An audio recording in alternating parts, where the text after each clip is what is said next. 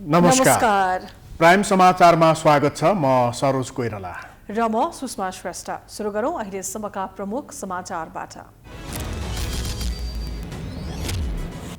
नेपाल राष्ट्र बैंकद्वारा मौद्रिक नीति सार्वजनिक, मूल्य वृद्धि दर 6.5% कायम गर्ने लक्ष्य। कोरोना महामारीले प्रभावित उद्योग व्यवसायलाई प्रवर्धन, निजी क्षेत्र उत्साहित। आज 3915 जनामा कोरोना संक्रमण, 27 जनाको मृत्यु। अशक्त नागरिकलाई घरमै खोप दिन सर्वोच्चको आदेश। बालबालिकाका लागि मोडर्ना खोप खरिद सम्झौता। समयमै महाधिवेशन गर्न नसक्दा कांग्रेसको केन्द्रीय समिति बैठकमा नेतृत्वको आलोचना। पूर्व घोषित कार्यतालिका परिमार्जन हुने, नयाँ मितिबारे सहमति जुटाउन छलफल जारी। राजनीतिक विवादको साँचो अदालतमा निर्णायक बन्दा दलीय नेतृत्वको क्षमतामाथि गम्भीर प्रश्न। दीर्घकालीन रूपमा लोकतन्त्र नै धरापमा पर्न सक्ने विश्लेषकहरूको चेतावनी। मूल्यवृद्धि नियन्त्रणमा सरकारको ध्यान जान नसक्दा खाद्य वस्तु किन्ने धौधौ। 2 महिनाको अवधिमा अण्डाको मूल्य झण्डै 2 गुणाले वृद्धि। बिचौलिया हावी हुँदा उपभोक्ता अन्यायमा। तालिबानद्वारा अफगानिस्तानको 17औं सहर कब्जा। अफगानिस्तान गृहयुद्धतिर जान लागेको भन्दै विश्व समुदायद्वारा चिन्ता व्यक्त। र विश्वको सबैभन्दा चर्चित लिग मानिएको प्रिमियर लिगको नयाँ सिजन आजदेखि सुरु हुँदै उद्घाटन खेलमा लन्डन क्लब आर्सेनल र नवप्रवेशी ब्रेन्टफोर्डको प्रतिस्पर्धा।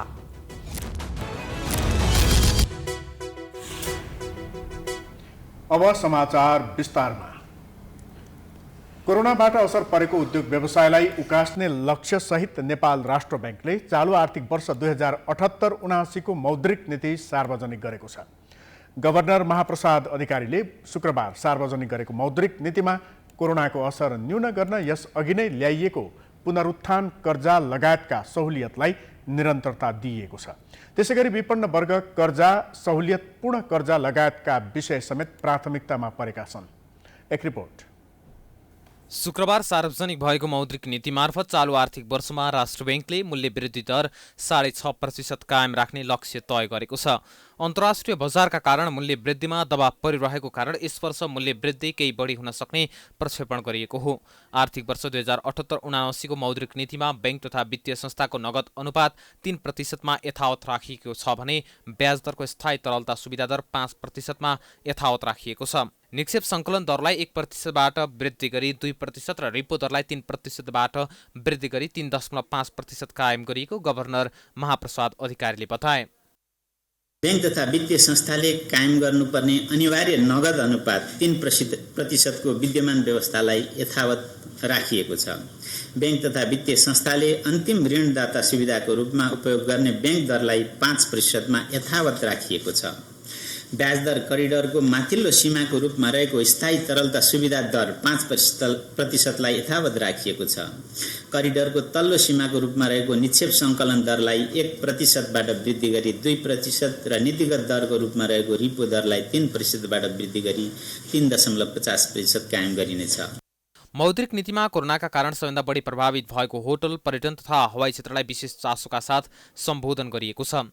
कोरोनाका कारण नगद प्रवाहमा समस्या भएका क्षेत्रलाई समेत मौद्रिक नीतिले विशेष चासो दिएको छ। कोरोनाले समस्यामा पारेको सार्वजनिक यातायातको मर्मत सम्हारका लागि थप 2 लाख रुपियाँसम्मको ऋण दिने व्यवस्था गरिएको छ। स्थिर विनिमय दरको व्यवस्था, वित्तीय स्रोत परिचालनको दायरा फराकिलो बनाइएको छ भने ब्याज दर करिडोर, ब्याज दर स्थायित्व कायम हुने गरी व्यवस्थापन गरिएको छ। यस्तै विप्रेषण बैंक तथा वित्तीय संस्थामा राखेको अवस्थामा थप ब्याज पाउने नयाँ व्यवस्था नीतिमा छ। गभर्नर अधिकारीका अनुसार विप्रेषण रकम बैंकिङ प्रणालीमा राखिएको सन्दर्भमा हाल पाउने ब्याज दरमा थप 1% बढी पाउने व्यवस्था गरिएको छ। जागिरीहरूका लागि नेपाल राष्ट्र बैंकले आधार दरमै ऋण दिने व्यवस्था गर्ने भएको छ। विभिन्न पेशा व्यवसायमा रहेकाहरूलाई व्यावसायिक निरन्तरता कर्जा उपलब्ध गराउने घोषणा गरेको छ। मौद्रिक नीतिमा यस्तो ऋण 25 लाख रुपियाँसम्म दिने उल्लेख छ। डाक्टर, इन्जिनियर, पत्रकार, शिक्षक, अन्य कर्मचारीले यो ऋण पाउनेछन्। यसको ब्याज दर जुन संस्थाबाट ऋण लिने हो त्यसको आधार दर बराबर हुनेछ। ऋण 2 वर्षका लागि उपलब्ध हुनेछ। यसका लागि धितो भने राख्नुपर्छ। राष्ट्र बैंकले महिला उद्यमीलाई बिना धितो उपलब्ध गराउने ऋणको सीमा पनि बढाएको छ। यस्तो ऋण 15 लाखसम्म उपलब्ध गराउँदै आएकोमा अब 20 लाखसम्म उपलब्ध गराइने र सरकारले 6%सम्म अनुदान ब्याज उपलब्ध गराउनेछ। कोभिड-19 को कारण पर्यटन क्षेत्रमा रोजगारी गुमाएका व्यक्ति स्वरोजगार हुने गरी व्यवसाय सञ्चालन गर्न प्रभाव हुने रु 15 लाखसम्मको कर्जा विपन्न वर्ग कर्जामा गणना गर्न सकिने व्यवस्था मिलाइनेछ। ऋणी स्वयं स्वरोजगार हुने गरी सवारी साधन खरिद गर्न प्रभाव हुने रु 25 लाखसम्मको कर्जालाई विपन्न वर्ग कर्जामा गणना गर्न सक्ने व्यवस्था मिलाइनेछ। महिला उद्यमीद्वारा लघु उद्यम तथा स्वरोजगारमूलक व्यवसाय सञ्चालन गर्न परियोजनाको दित्तमा प्रभाव हुने रु 20 लाखसम्मको कर्जालाई विपन्न वर्ग कर्जामा गणना हुने व्यवस्था गरिनेछ। यस्तो कर्जाको अनिवार्य रूपमा बिमा गर्नुपर्ने व्यवस्था मिलाइनेछ। मौद्रिक नीति मार्फत व्यावसायिक कर्जा विस्तार गरिएको छ। कोरोनाको कारण बैंकहरूले ब्याज दर खासै वृद्धि गरेका छैनन्। त्यस्तै सरकारले सबै स्थानीय तहमा कृषि, लघु तथा घरेलु उद्योग स्थापना र भएकाहरूलाई पनि सहज बनाउन कर्जाका लागि डेस्कको व्यवस्था गर्ने भएको छ। मौद्रिक नीति सार्वजनिक गर्दै नेपाल राष्ट्र बैंकका गभर्नर महाप्रसाद अधिकारीले साना व्यवसायलाई सहज बनाउन डेस्क स्थापना गर्न लागेको बताएका हुन्। राष्ट्र बैंकले सार्वजनिक गरेको नीतिप्रति उद्योगी व्यवसायले सकारात्मक प्रतिक्रिया दिएका छन्। नेपाल उद्योग वाणिज्य महासङ्घकी पूर्व अध्यक्ष भवानी राणाले यसपटकको नीतिले उद्योगी व्यवसाय उत्साहित भएको बताइन्। निजी क्षेत्रको चाहिँ यसमा एउटा पोजिटिभ धारणा नै रहेको छ र हामीले भनेका थुप्रै कुराहरू चाहिँ यसले समेटेको छ र पहिला जुन मौद्रिक नीति आएको थियो लास्ट इयर त्यो चाहिँ राम्रो एउटा चाहिँ व्यवसायलाई एउटा उद्योगलाई चाहिँ केही राहत त्यसले दिएको थियो, त्यसको निरन्तरता हुनुपर्छ भनेको थियौँ, त्यो पनि भएको छ र यसलाई चाहिँ हामीले खास गरी रिस्ट्रक्चरिङको कुराहरू, रिफाइनेन्सिङको कुराहरू पनि रेकमेन्ड गरेको थियो, त्यो पनि यसले समेटेको छ। अहिले मौद्रिक नीतिमा आएको छ। फेरि महिलाको कुरा गर्दाखेरि पनि 15 देखि 25 15 थियो पहिला, अहिले 25सम्म लिएर गएको छ ऋण सुविधाहरू 6% सब्सिडीमा। नेपाल राष्ट्र बैंकले शेयर धितो ऋणमा कडाई गरेको छ। अब शेयर धितो ऋण बढीमा 12 करोड रुपियाँसम्म मात्र लिन पाइनेछ। एक बैंकबाट बढीमा 4 करोड र सबै संस्था गरेर 12 करोड रुपियाँसम्म मात्र ऋण लिन पाइनेछ। गत जेठ 15 गति मुलुकको आर्थिक नीति सार्वजनिक भएको थियो। मौद्रिक नीति हरेक वर्ष साउनको पहिलो सातामा सार्वजनिक हुँदै आए पनि यसपटक सरकार परिवर्तनका कारण केही ढिलाइ भएको हो। नेपालमा शुक्रबार थप 3,915 जनामा कोरोना संक्रमण पुष्टि भएको छ। देशभर गरिएको 11,708 पीसीआर परीक्षणका क्रममा 2,763 र 6,874 एन्टिजेन परीक्षणका क्रममा 1,152 जनामा संक्रमण पुष्टि भएको हो। यस अवधिमा 10 वर्ष मुनिका 73 बालबालिकामा कोरोना संक्रमण पुष्टि भएको छ भने 11 देखि 20 वर्ष उमेर समूहका 218 जना कोरोना संक्रमित थपिएका छन्। आज संक्रमण पुष्टि भएका मध्ये काठमाडौँ उपत्यकामा 1089 जनालाई पोजिटिभ देखिएको छ। काठमाडौँमा 779, भक्तपुरमा 162 र ललितपुरमा 128 जनालाई संक्रमण पुष्टि भएको हो।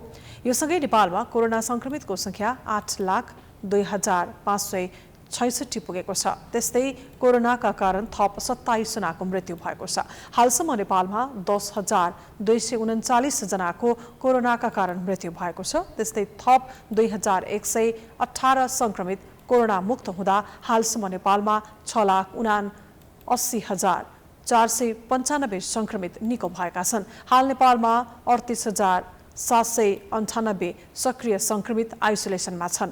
कोरोनाका बिरामी मध्ये 736 जना आइसियु र 186 जना भेन्टिलेटरमा उपचाररत छन्। अहिले 20 वटा जिल्लामा 500 भन्दा धेरै सक्रिय संक्रमित छन् भने 17 वटा जिल्लामा 200 भन्दा धेरै सक्रिय संक्रमित रहेका छन्। सर्वोच्च अदालतले कोभिड-19 विरुद्धको खोप लिन केन्द्रसम्म जान नसक्ने मानिसलाई घरमै गएर खोप लगाउन सरकारको नाममा अन्तरिम आदेश दिएको छ। न्यायाधीश प्रकाश कुमार ढुङ्गानाको एकल इजलासले खोप केन्द्रसम्म जान असमर्थ ज्येष्ठ नागरिक हिँडडुल गर्न नसक्ने, अस्पतालले पहिचान गरेका दीर्घरोगी लगायतका अशक्त नागरिकको घर घरमा पुगेर खोप लगाउन अन्तरिम आदेश दिएको हो। संवैधानिक हकको प्रचलनको परिप्रेक्ष्यमा खोप केन्द्रमा जान असमर्थ ज्येष्ठ नागरिक, विस्तारामा रहेका हिँडडुल गर्न नसक्ने, अस्पतालले पहिचान गरेका दीर्घ रोगीहरू तथा फरक क्षमता भएका दुवै आँखा नदेख्ने व्यक्तिहरू समेतका लागि राज्यले वडा स्तरबाट लगत सङ्कलन गरी वा उपयुक्त अन्य माध्यमबाट पहिचान गरी घर घरमा पुगी कोभिडको खोप सेवा उपलब्ध गराउने कार्यक्रम र मुनासिब समय तालिका तर्जुमा गरी सोको उपयुक्त सूचना प्रवाह गरी संवैधानिक दायित्वको निर्वाहका लागि कार्यक्रम सञ्चालन गराउनु भनी विपक्षीहरूको नाममा यो अन्तरिम आदेश जारी गरिदिएको छ। खोप केन्द्रसम्म पुग्न नसक्ने नागरिकहरूलाई घर घरमा गएर कोरोनाको खोप दिनुपर्ने माग गर्दै अधिवक्ता प्रवेश केसीले रिट दायर गरेका थिए। त्यस्तै सरकारले 12 देखि 17 वर्षका बालबालिका तथा किशोर किशोरीका लागि लक्षित गरी मोडर्नाको 40 लाख डोज खोप खरिदका लागि सम्झौता गरेको छ। यो खोप मार्च 2022सम्म नेपाल आइपुग्ने बताइएको छ। विश्व ब्याङ्कको वित्तीय सहयोगमा कोभ्याक्ससँग लागत साझेदारी मार्फत खरिद गरिने खोपका लागि खोप सम्बन्धित विश्वव्यापी सञ्जाल गाभीसँग सम्झौता भएको छ। कोरोना महामारी विरुद्धको स्वास्थ्य प्रतिकार्यका लागि विश्व ब्याङ्कले $104 मिलियन उपलब्ध गराएको छ, जसमध्ये 67.5 मिलियन खोप खरिद र विस्तारमा खर्च हुनेछ। गृह मन्त्रालयले सम्भावित तेस्रो लहरको सम्भावनालाई मध्यनजर गर्दै उपचारका लागि तयारीमा राख्न 77 वटै जिल्लाका स्वास्थ्य संस्थाहरूलाई प्रशासन कार्यालय मार्फत निर्देशन दिएको छ। जिल्लाका स्वास्थ्य संस्थाहरूलाई कोरोनाको उपचारको लागि सूचीकृत गर्न प्रशासन कार्यालयहरूलाई निर्देशन दिएको हो। स्वास्थ्य तथा जनसङ्ख्या मन्त्रालय, स्वास्थ्य आपतकालीन तथा विपद व्यवस्थापन इकाइ, स्वास्थ्य आपतकालीन कार्य सञ्चालन केन्द्रको अनुरोधमा गृहले अस्पतालहरूलाई सूचीकृत गर्न प्रमुख जिल्ला अधिकारीहरूलाई सूचना गरेको छ। हाल संक्रमितहरूको संख्या दिन प्रतिदिन बढ्दै गइरहेको तथा अस्पतालमा बेडहरू भरिदै गइरहेको अवस्थाले अस्पताललाई सूचीकृत गर्नुपर्ने आवश्यकता देखिएको भन्दै गृहले आइसोलेसन सेन्टर, सबै अस्पतालहरू, मेडिकल कलेजहरूमा आवश्यक व्यवस्थापन गर्नको लागि सूचना जारी गरेको छ। आवश्यकताको आधारमा आइसोलेसन सेन्टर, अस्पतालहरू र मेडिकल कलेजहरू सूचीकृत गर्ने अस्पतालहरूको सूची स्वास्थ्य तथा जनसङ्ख्या मन्त्रालयको स्वास्थ्य आपतकालीन कार्य सञ्चालन केन्द्रमा पठाउन, सूचीकृत अस्पतालहरूमा संक्रमितहरूको तथ्याङ्क विवरण दैनिक अद्यावधिक गर्न लगाउन, मासिक अद्यावधिक विवरण एकिन गरी सो अनुसार निशुल्क उपचार भएका संक्रमितहरूको विवरण सम्बन्धित अस्पतालहरूलाई शोध भर्नालाई स्वास्थ्य मन्त्रालयमा पठाउन तथा सूचीकृत अस्पतालहरूको नियमित सुपरिवेक्षण अनुगमन गर्न प्रमुख जिल्ला अधिकारीहरूलाई गृहले निर्देशन दिएको हो।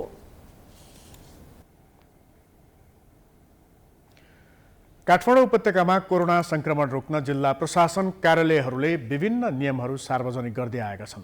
पछिल्ला दिनमा कोरोना संक्रमण बढ्दै गए पश्चात स्वास्थ्यका मापदण्डको पालना गराउनका लागि अनुगमन तथा निषेधाज्ञामा थप कडाई गरिएको छ। एक रिपोर्ट। सरकारले यसअघि नै 500 भन्दा बढी सक्रिय संक्रमित भएका जिल्लाहरूमा लकडाउन वा निषेधाज्ञा गर्न सक्ने उल्लेख गरेको थियो। अहिले काठमाडौँ उपत्यका बाहेक 23 जिल्लामा 500 भन्दा बढी सक्रिय संक्रमित छन्। अन्य जिल्लाको हिसाबले काठमाडौँ उपत्यकामा जनघनत्व बढी भएको कारण पनि निषेधाज्ञा खुकुलो पारिएसँगै दैनिक 3000 भन्दा माथि कोरोना संक्रमित भेटिने गरेका छन्। यस्तो अवस्थामा अहिले पनि काठमाडौँ उपत्यका रेड जोनमा छ। तर पछिल्लो समय बढेको हेलचक्राइका कारण फेरि पनि कोरोना संक्रमण बढेर दोस्रो लहरमा जस्तै भयावह बन्न सक्ने अवस्था आएको छ। अहिलेसम्म पनि नागरिकले स्वास्थ्यका मापदण्डको पालना गर्न हिचकिचाउने गरेका छन्। जोखिम त एकदमै छ। अब यसरी भिडभाड बढिरहेको छ हैन। अब सरकारले जुन टाइममा बन्द गर्नु पर्ने थियो त्यो टाइममा गइरहेको छैन। आफ्नो एउटा कामको लागि मात्रै, जस्तो अब असारमा करको लागि खोलिदियो। अहिले पनि कोरोना त छ नि, दिन प्रतिदिन बढिरहेको छ नि। तर अहिले यस्तो बजारमा भिड हुँदाखेरि चाहिँ एकदमै जोखिम त भन्नै पर्दैन, बढिरहेको छ अहिले। भन्ने बित्तिकै पाउँदैन नि त मास्क, त्यही हो उता हिँड्नुपर्छ। त्यही हो नागरिकको बढ्दो हेलचक्राइ र जनताप्रति जिम्मेवार बन्न नसकेको सरकारको लापरवाही नै कोरोना संक्रमण रोकथाम तथा नियन्त्रणका लागि चुनौतीको विषय बन्दै गएको छ। पछिल्ला दिनमा सरकारले स्वास्थ्य मापदण्डको पालना गर्न र गराउनका लागि मास्क अभियानदेखि खोप सप्ताहसम्मका कार्यक्रमहरू सञ्चालन गरेको छ। साथै काठमाडौँ जिल्ला प्रशासन कार्यालयले सर्वसाधारणले मास्क लगाए नलगाएको अनुगमन गर्न पनि थालेको छ। काठमाडौँको मुख्य सडकमा चल्ने सवारी साधनमा रहेका व्यक्तिहरूले मास्क लगाए लगाएको अनुगमन गरिरहेको छ। जिल्ला प्रशासन कार्यालयका सहायक प्रमुख जिल्ला अधिकारी उमाकान्त अधिकारीको नेतृत्वमा निरन्तर अनुगमन भइरहेको छ। अनुगमनका क्रममा अधिकांशले मास्कको प्रयोग गरेको देखिए पनि संक्रमण फैलिन सक्ने गतिविधिहरू नरोकिएको र सचेत गराउँदा समेत अटेरी गरिरहेको हुँदा लापरवाही बढ्दै गए फेरि पनि कडा निषेधाज्ञामा जान बाध्य हुने प्रशासनले सचेत गराएको छ। होइन, अहिले हामी धान्न सक्ने स्थितिसम्म चाहिँ यत्तिकै छोड्ने, स्वास्थ्य प्रोटोकल पालना गराउने, अनुगमन गर्ने, भिडभाड जन्ने गतिविधि रोक्ने, तर मान्छेको यो दैनिक क्रियाकलापलाई चाहिँ नरोक्ने भन्ने पक्षमा नै छौँ। धान्न सक्ने स्थिति हुन्जेल। जस्तै हामीले यसमा के हेरेका छौँ भने अस्पतालको बेडको अवस्था होइन, त्यसपछि चापको अवस्था, त्यसपछि अक्सिजनको उपलब्धता होइन, यी कुराहरूलाई र मृत्युदर होइन, अनि कोरोनाको सङ्क्रमण दर, यी सबै कुराहरू हामी डाटा एनालाइसिस गरिरहेका छौँ। र अलि अप्ठ्यारो स्थिति अप्ठ्यारो छ, किनभने हामी 500 दैनिक 500 भन्दा माथिकोमा निषेधाज्ञा जारी गर्नुपर्छ भन्ने नेपाल सरकारले निर्णय पनि गरिसकेको छ होइन। हामी 500 भन्दा प्लसमा छौँ होइन।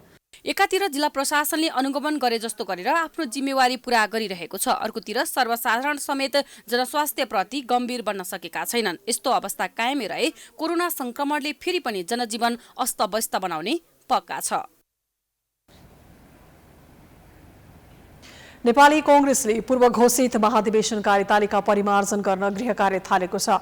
नेपाली कांग्रेसको 14औं महाधिवेशनको नयाँ मिति तय गर्ने सम्बन्धमा बोलाइएको केन्द्रीय कार्य समिति बैठकको दोस्रो दिन शुक्रबार महाधिवेशन कार्यतालिका परिमार्जनमा केन्द्रित रहेको प्रवक्ता विश्वप्रकाश शर्माले जानकारी दिएका हुन्। बैठकमा महामन्त्री पूर्णबहादुर खड्काले पेश गरेको निर्वाचन निर्देशिकामाथि छलफल भएको थियो। महाधिवेशनका लागि 7वटा तहको नेतृत्व चयनका लागि निर्वाचन निर्देशिका केही परिमार्जन गर्न छलफल भइरहेको छ। बैठकमा केन्द्रीय सदस्यले आफ्ना धारणा राख्ने क्रम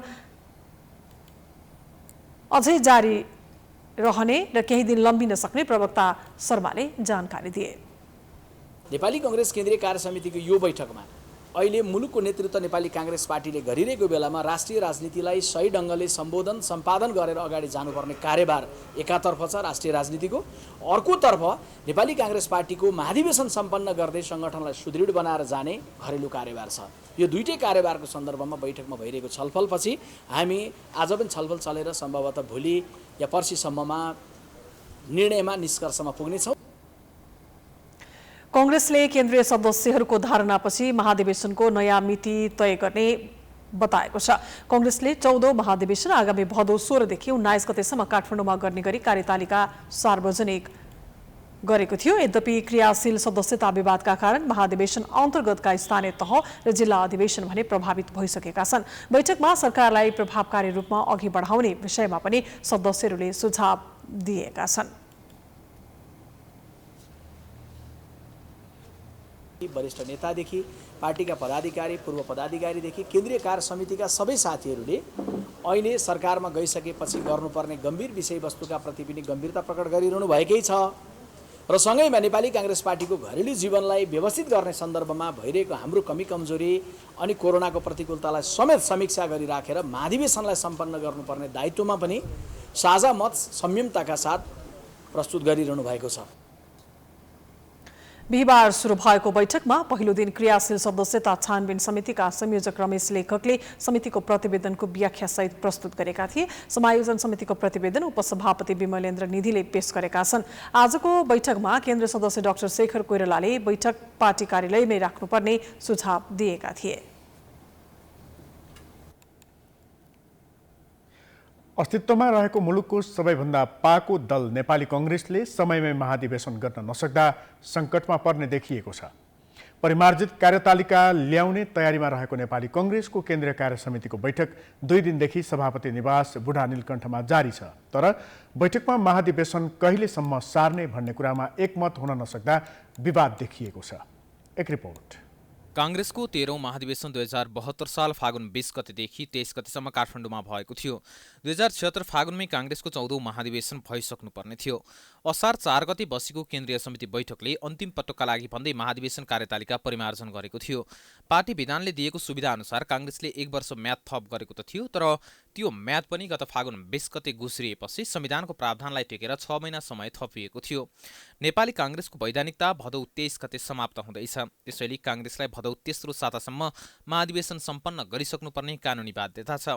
सभापति देउवा 50,000 जरिवाना तिरेर महाधिवेशनलाई थप 6 महिना पर धकेल्ने पक्षमा छन्। यसबारेमा उनले निर्वाचन आयोगसँग छलफल समेत गरिसकेका छन्। आयोगले देउवालाई महाधिवेशन सार्न हरियो बत्ती देखाइसकेको छ।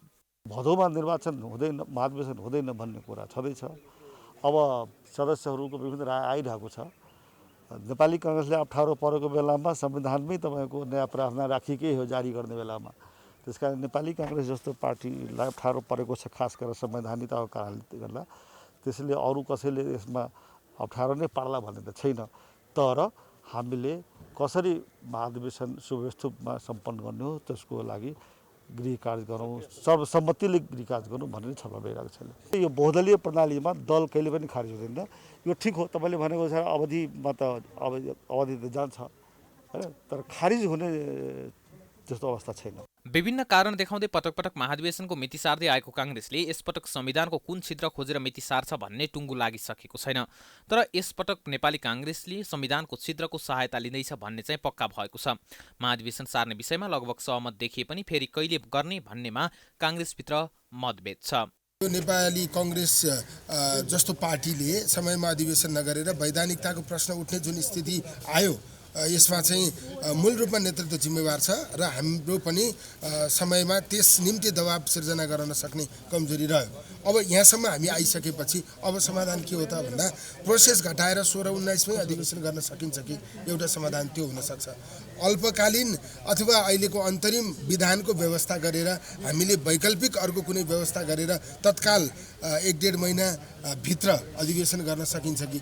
क्रियाशील सदस्यतामा देखिएको विवाद र कोरोना महामारीले गर्दा भदौमा महाधिवेशन गर्न नसकिने निष्कर्षमा काङ्ग्रेसका शीर्ष नेता पुगेका छन्। तल्लो तहबाट प्रक्रियागत रूपमा भन्दा विधि विपरीत थपिएका क्रियाशील सदस्यको संख्या नेपाली काङ्ग्रेसमा अधिक छ।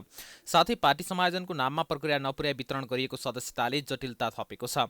सभापति शेरबहादुर देउवाले 5 वर्ष 6 महिना बिताइसकेका छन्। अब पनि महाधिवेशनको समय थपिए उनी पार्टीको विधान र संविधानले दिएको छुटभन्दा बढी समय सभापति बन्नेछन्। समयमा नै महाधिवेशन गर्न नसक्दा नेतृत्वमा असफल देखिसकेका देउवाले असफल सभापतिको थप अब्जस बोक्नुपर्नेछ। समाचारको सिलसिला जारी छ, हामी विश्रामपछि आउँछौँ। विश्रामपछि स्वागत छ। अब बाँकी समाचार। पछिल्लो समय मुलुकका राजनीतिक मुद्दाहरू अदालतले सम्बोधन गर्ने क्रम बढ्दो छ। आपसी सहमति र सुझबुझबाट समाधान हुनुपर्ने विषयमा दलहरू चुक्दा अदालतको भर पर्नुपर्ने बाध्यता आएको हो। अदालतको फैसलाले तत्कालीन समस्याको समाधान गर्ने भए पनि यस्तो परिपाटी दीर्घकालीन रूपमा लोकतन्त्रका लागि घातक हुन सक्छ। एक रिपोर्ट। राजनीतिक दलका नेताहरूले अधिकांश राजनीतिक विषय र मुद्दामा सर्वोच्च अदालतको ढोका ढकढक्याउने परिपाटी बढ्दो छ। आपसी छलफलबाट समस्याको समाधान निकाल्ने पद्धतिको अन्त्य हुँदा तथा छलफलबाट निचोड ननिस्किँदा नेताहरू अदालतसम्म पुग्ने गरेका हुन्। प्रतिनिधि सभाको विघटन, दल विभाजनदेखि सांसदबाट कारवाही हुँदा समेत नेताहरू सर्वोच्च अदालतमा पुगेका छन्। नेताहरूको असमझदारी र संवैधानिक अङ्गहरूको अपरिपक्व निर्णयले गर्दा अदालत नै नेपाली राजनीतिको सर्वेसर्वा झैँ देखिन थालेको छ। अदालतले गर्ने फैसलाका कारण समग्र मुलुकको राजनीतिलाई प्रभावित पारेको छ। राजनीतिज्ञले जुनसुकै विषयमा अदालतको भर पर्नुले उनीहरूको अक्षमतालाई पनि सार्वजनिक गर्छ नै। राजनीतिक कुरामा समेत सर्वोच्च अदालतको भर पर्दा लोकतन्त्र कमजोर हुने वरिष्ठ पत्रकार पुरुषोत्तम दाहालको भनाइ छ। राजनीति गर्ने राजनीतिक व्यक्तिहरूले नै छिनोफानो गर्न सकेनन् र हरेक कुरा न्यायालयमा पुर्याउन थाल्यो भने त्यसले न्यायालयको चाहिँ जस्तो हाम्रो संसदीय परिपाटीको सर्वोच्चता भनेर भन्छौँ, ठ्याक्कै त्यो उल्टिएर जान सक्छ र न्यायालयमा मात्रै हरेक कुरा किनारा लाउनु पर्ने स्थिति पैदा हुन्छ। हरेक कुराको किनारा चाहिँ न्यायालयमा पुगेर मात्रै निर्णय गर्नुपर्ने स्थिति हुनसक्छ। त्यस कारण यो चाहिँ गलत परिपाटी बस्न सक्छ। लोकतान्त्रिक मुलुकमा सामान्यतया राजनीतिक विषयमा अदालतले प्रवेश गरेको वा अदालतलाई प्रवेश गराइएको देखिँदैन। नेपालमा भने पछिल्लो समय सबै राजनीतिक विषयको छिनोफानो अदालतबाट मात्रै हुने गरेको छ। कानुनविदहरू राजनीतिक मुद्दाको समाधान अदालतबाट नभई राजनीतिक नेतृत्वले नै गर्नुपर्नेमा जोड दिन्छन्। राजनीतिलाई बारम्बार अदालतको ढोकासम्म पुर्याउनु देशका लागि दुर्भाग्यपूर्ण हुने वरिष्ठ अधिवक्ता विष्णु भट्टराईको धारणा छ। सम्पूर्ण समस्याको समाधान राज्य व्यवस्था, राज्य प्रणाली, राजनीतिले गर्नुपर्ने हो। यो संविधान पनि अहिलेका राज्य प्रणालीका, यो राज्य व्यवस्थाका वाहक हौँ भन्ने सङ्घीय लोकतान्त्रिक गणतन्त्रात्मक धर्मनिरपेक्ष राज्य व्यवस्थाका वाहक हौँ भन्नेहरूले हामीले निर्माण गर्यौँ भनेर भन्नुहुन्छ। तर हरेक कुराहरू अदालतमै न्याय निरूपण गर्नका लागि आउनुपर्ने कारण र परिस्थिति चाहिँ के हो त? विवादित र जटिल मुद्दाको समाधानका लागि अदालतसम्म पुगेको घटनालाई सर्वोच्च अदालतले भनी आफूमाथिको विश्वसनीयताको रूपमा अर्थ्याएको छ। तर राजनीतिक प्रकृतिका मुद्दाहरूको अदालतमा चाङ लाग्दा अन्य प्रकृतिका मुद्दाहरू प्रभावित हुने भएकाले यस्ता विषयहरू राजनीतिक तहमै समाधान गर्नु उपयुक्त हुने सर्वोच्च अदालतका प्रवक्ता बाबुराम दाहाल बताउँछन्। हाम्रो अपेक्षा चाहिँ के रहन्छ भने राजनीतिक विषयवस्तु सङ्घ अदालतमा प्रवेश नहोस्। राजनीतिक विषयवस्तु चाहिँ एउटा कानुनको शासन सञ्चालन गर्ने जुन सरकारको अवयवहरू उनीहरूले सही ढङ्गले सञ्चालन गरिदियो र गर्न सक्यो भनेदेखि वास्तवमा त्यो विषय अदालतमा आउनु पनि थिएन होला। सही ढङ्गले नहुँदा अथवा सही ढङ्गले गरेको महसुस नहुँदाखेरि त्यो विषयहरू स्वभावतः अदालतमा प्रवेश हुन्छ। त्यो प्रवेश चाहिँ त्यति सुखद कुरा चाहिँ अवश्य होइन, तर अदालतमा विषयवस्तुको प्रवेश भइसकेपछि त्यसको अदालतले न्यायिक स्वतन्त्रतालाई मर्यादालाई कायम गर्दै आफ्नो निर्णय सुनाउनु कर्तव्य त्यो सुनाउँछ। लोकतान्त्रिक पद्धतिमा राजनीतिक विषयहरू हल गर्नु दल र नेताको दायित्व हो। यस्तोमा हरेक राजनीतिक मुद्दाहरूको समाधानको लागि अदालतको भर पर्दा लोकतन्त्र मात्रै कमजोर हुँदैन, दलप्रति जनताको विश्वासमा समेत ह्रास आउँछ। प्राइम टाइम्स टेलिभिजनका लागि क्यामेरामा राधिका श्रेष्ठ र अर्जुन भण्डारीका साथमा प्रकाश जोशी, काठमाडौँ।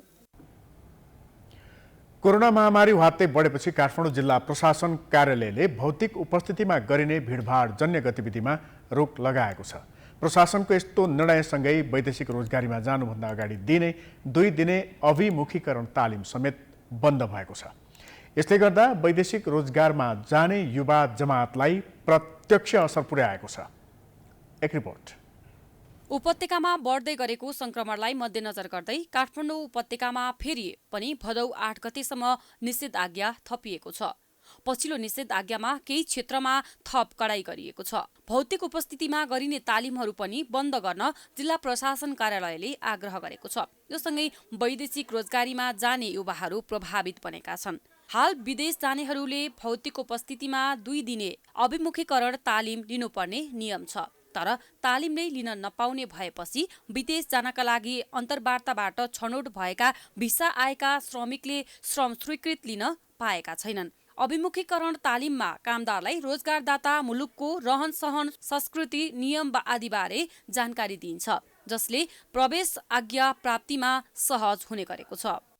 त्यहाँको देशको सिस्टमहरू के छ, त्यहाँको अवस्था के छ, कसरी जान सकिन्छ, कसरी काम गर्दा के हुन्छ, कसरी असर पर्छ, त्यसको नियम कानुन के छ भन्ने कुरा सामान्य रूपमा जानकारी गर्ने हो। अरू कुराहरू भइरहेका छन् भने अहिले चाहिँ यो डिस्टेन्स मेन्टेन गरेर एउटा अभिमुखीकरण तालिम सञ्चालन गर्न पायो भने, गर्न सक्यो भने र गर्न पायो भने, उहाँहरूलाई गर्न दियो भने वैदेशिक रोजगारमा जाने युवाहरूले, जो बेरोजगार युवाहरू छन्, उनीहरूले एउटा रोजगारीको अवसरलाई एउटा सुनिश्चित गर्न सक्छन्, उनीहरू सहज रूपमा जान सक्छन्।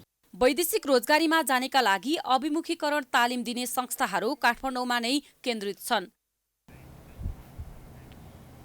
आज नाग पञ्चमी। यो पर्व श्रावण महिनामा शुक्ल पक्षको पञ्चमीका दिन मनाइन्छ र यस अवसरमा आज नागको पूजा गर्ने प्रचलन रहेको छ। नाग पञ्चमी एक श्रद्धा र विश्वासको पर्व पनि हो। यस दिनमा नागको साथै नाग धारण गर्ने भगवान भोलेनाथको पनि पूजा आराधना गरिन्छ। एक रिपोर्ट।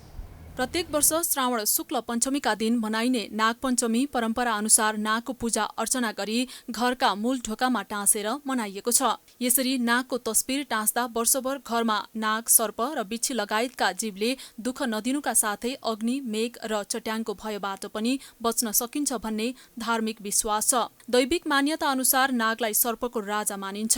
नाग रिसाए भने पानीको अभाव हुने भएकाले पानीका लागि पनि नागलाई खुसी पार्न पूजा गर्ने परम्परा बसेको हो।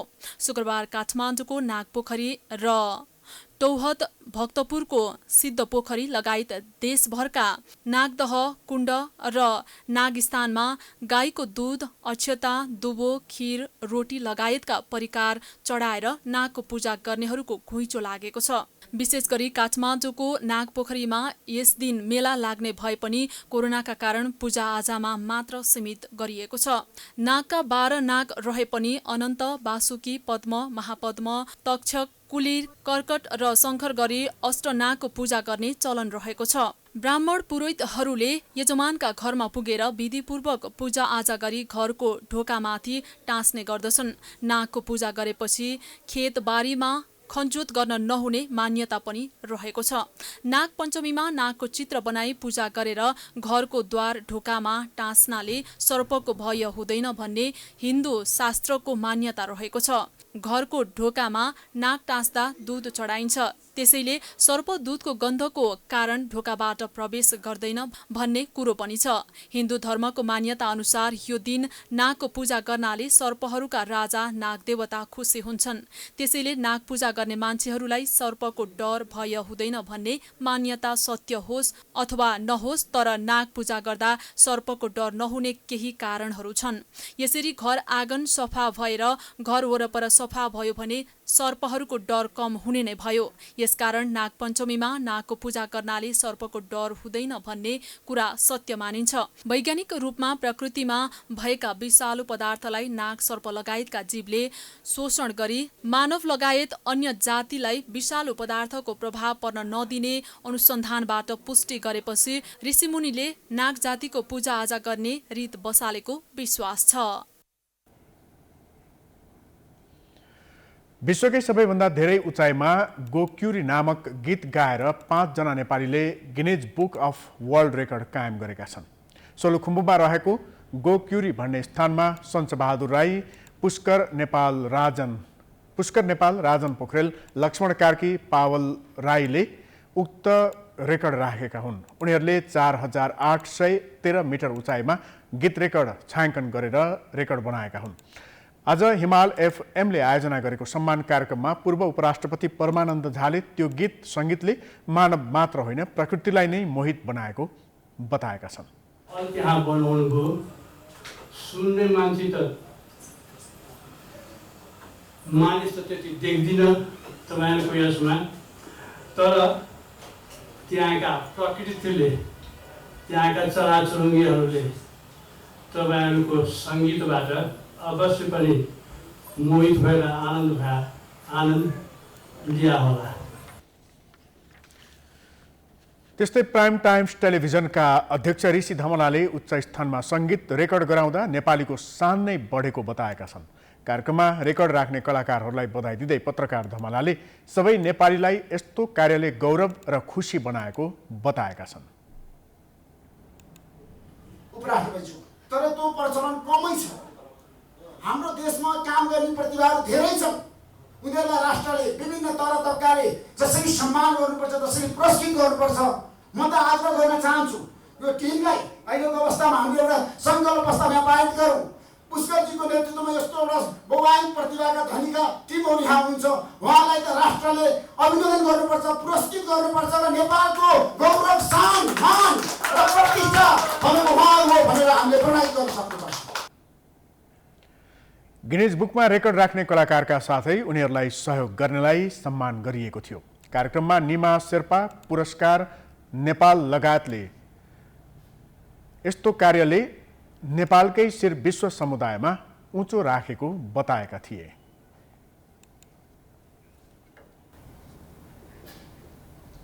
समाचारको सिलसिला अझै जारी छ, हामी विश्रामपछि आउँछौँ।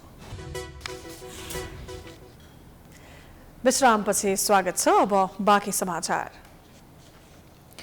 नेकपा माओवादी केन्द्रको शनिबारबाट सुरु हुने केन्द्रीय कमिटी बैठकमा अध्यक्ष पुष्पकमल दाहालले तत्कालीन राजनीतिक र सांगठनिक प्रतिवेदन पेश गर्ने हुने भएको छ। शुक्रबार पार्टी कार्यालय पेरिस टाढामा बसेको माओवादी केन्द्रको स्थायी कमिटी बैठकले प्रचण्डले तत्कालीन राजनीतिक र सांगठनिक प्रतिवेदन पेश गर्ने निर्णय गरेको हो। प्रस्तावमा पार्टीको राजनीतिक कार्यदिशालाई स्पष्ट पार्ने, अहिले प्रतिगमन विरोधी सङ्घर्ष र कम्युनिस्ट आन्दोलनमा देखा परेको विसर्जनवादी प्रवृत्तिको विरुद्धको सङ्घर्षलाई दृढतापूर्वक अघि बढाउने उल्लेख गरेको प्रवक्ता नारायण काजी श्रेष्ठले बताएका हुन्। प्रतिगमनकारी कदम असफल भए पनि प्रतिगमनप्रति सजग रहँदै संविधानको रक्षा र कार्यान्वयनका निम्ति वाम सहकार्यलाई अगाडि बढाउने पनि प्रस्तावमा उल्लेख गरेको उनले बताए। पार्टीलाई व्यवस्थित र सुदृढीकरण गर्ने र आवश्यक ध्रुवीकरणको विषयलाई पनि दाहालको प्रस्तावमा समावेश गरिने निर्णय भएको छ।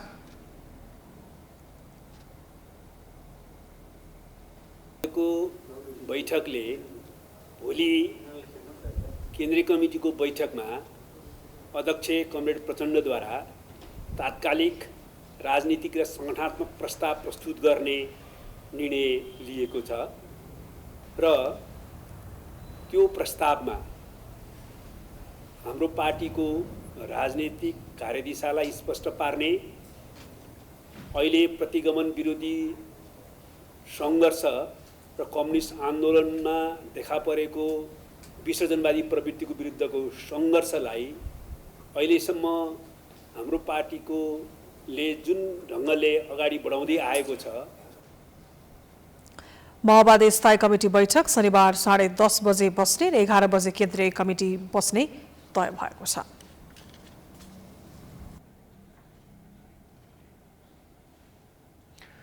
अब आर्थिक समाचार।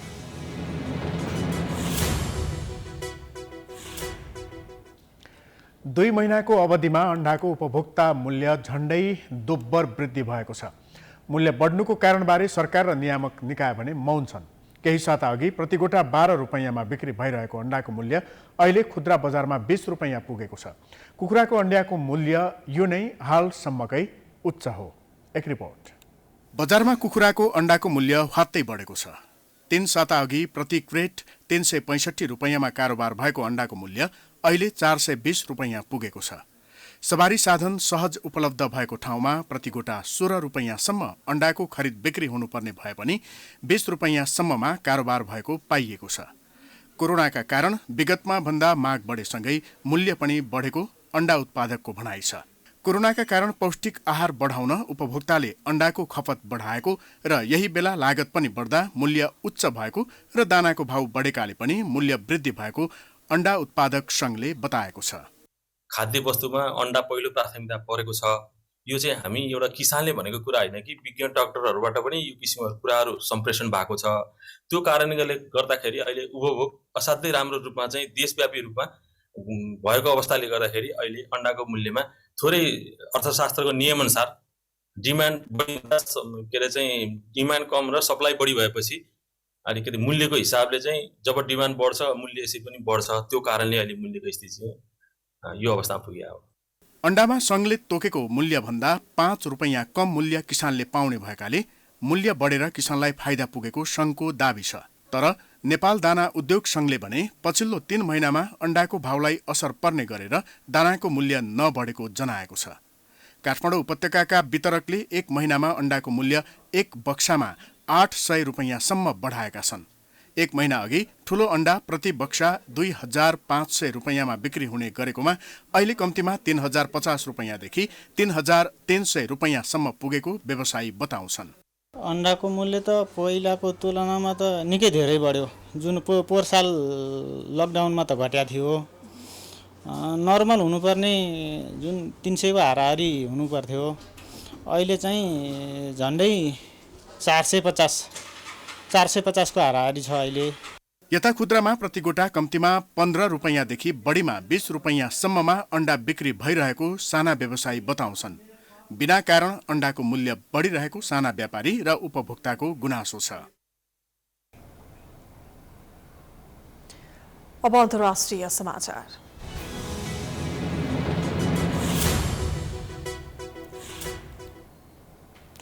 तालिबानले अफगानिस्तानको 17औं सहर कब्जा गरेको छ। तालिबान सशस्त्र समूहले हेरात र कान्दाहार सहर कब्जा गरेपछि प्रान्तीय राजधानी तेरेनकोट, पुल ए आलम, फिरोजकोह, काला ए नौ र लस्करगाह कब्जा गरेको हो। बेलायतले अफगानिस्तान गृह युद्धतिर जाँदै गरेको बताएको छ। डच सरकारले काबुलमा रहेको आफ्नो दूतावास बन्द गर्नुपर्ने बताएको छ र आफ्ना स्थानीय अफगान कर्मचारीहरू छिट्टै फिर्ता ल्याउने बताएको छ। सन् 2001 मा अमेरिकी नेतृत्वको कारबाहीबाट अफगानिस्तानको सत्ताबाट बाहिरिएको तालिबान केही महिना यता फेरि सक्रिय भएको छ। अफगानिस्तानबाट विदेशी सेना फर्किने तय भएपछि तालिबानले फेरि आफ्नो पकड बलियो बनाउने प्रयास गरेको हो।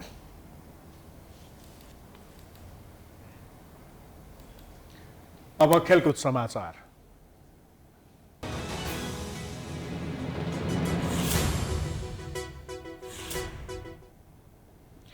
विश्वको सबैभन्दा चर्चित लिग मानिने प्रिमियर लिगको नयाँ सिजन आजदेखि सुरु हुँदैछ।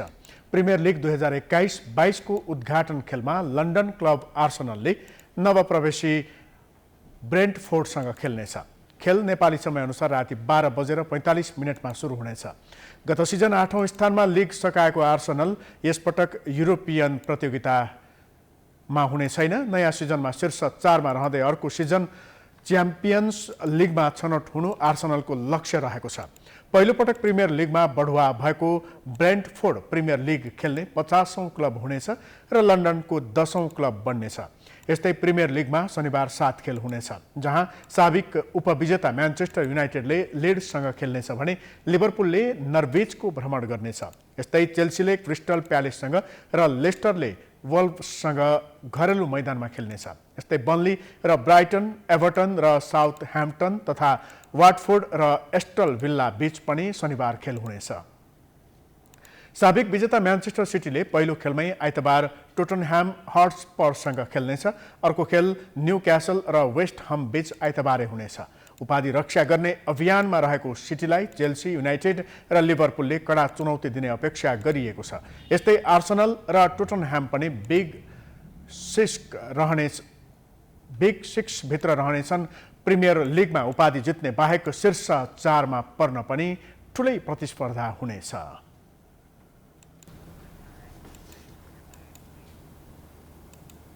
हामी समाचारको अन्त्यमा आइपुगेका छौं। जाँदा जाँदै प्रमुख समाचार पुनः एकपटक।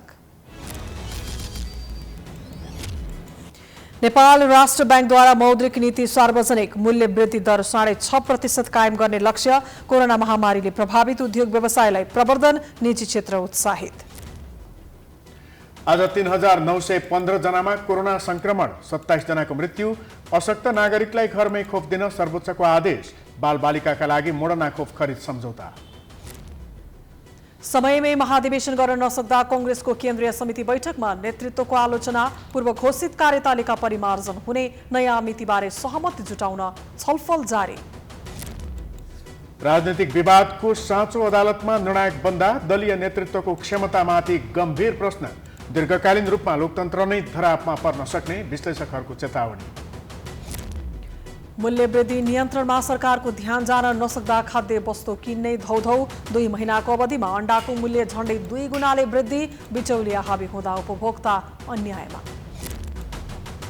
तालिबानद्वारा अफगानिस्तानको 17औं सहर कब्जा। अफगानिस्तान गृहयुद्धतिर जान लागेको भन्दै विश्व समुदायद्वारा चिन्ता व्यक्त।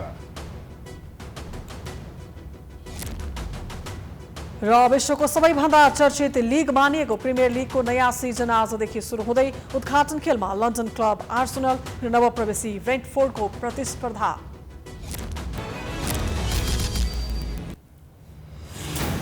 समाचार अहिलेलाई सकियो। यसपछिको प्रस्तुति जनता जान्न चाहन्छन् ऋषि थमलाको साथमा हेर्न सक्नुहुनेछ। हेर्दै गर्नुहोला प्राइम टाइम्स टेलिभिजन। नमस्कार।